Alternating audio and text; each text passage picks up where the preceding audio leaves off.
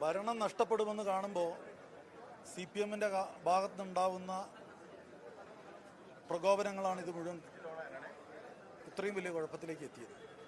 ഇന്നലെ CKG college 40 വർഷത്തെ ചരിത്രത്തിൽ SFIക്ക് നഷ്ടപ്പെട്ടതോടുകൂടി അതിനകത്ത് ആ ഭരണം നഷ്ടപ്പെട്ടു എന്നുള്ളത് ഉൾക്കൊള്ളുവാൻ സാധിക്കാതെ ഇന്നലെ പേരാമ്പ്രയിൽ നടന്ന അക്രമങ്ങൾ നമ്മളെല്ലാം കണ്ടതാണ്. അതിനെ തുടർന്ന് ഇന്ന് ആ അക്രമങ്ങൾക്കെതിരെ ഒരു പ്രതിഷേധ പ്രകടനം MP-യുടെയും DCC പ്രസിഡന്റിന്റെയും നേതൃത്വത്തിൽ ഇന്ന് ഉണ്ടായതാണ്. യാതൊരുവിധ പ്രകോപനവും ഇല്ലാതെ SFIക്കാരുടെ ഗുണ്ടകളെ പോലെ CPM-ന്റെ ഗുണ്ടകളെ പോലെ കോൺഗ്രസ് പ്രവർത്തകരെ തെരഞ്ഞുപിടിച്ച് ആക്രമിക്കുകയാണ് ഉണ്ടായത്. ഷാഫി പറമ്പിൽ 3 തവണ MLA-യും 1 തവണ MP-യും ആയിട്ടുള്ള 4 തവണ ജനപ്രതിനിധിയായിട്ടുള്ള ആളാണ്.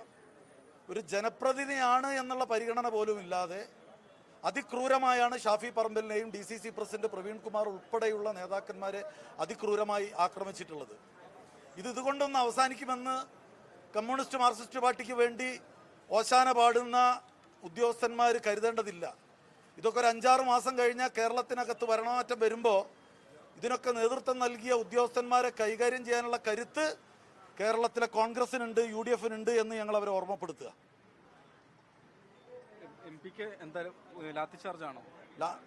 MP ഒരു ജനപ്രതിനിധി എന്ന നിലയിൽ ലക്ഷക്കണക്കിന് വോട്ടിന് ജയിച്ച ജനപ്രതിനിധിയാണ്.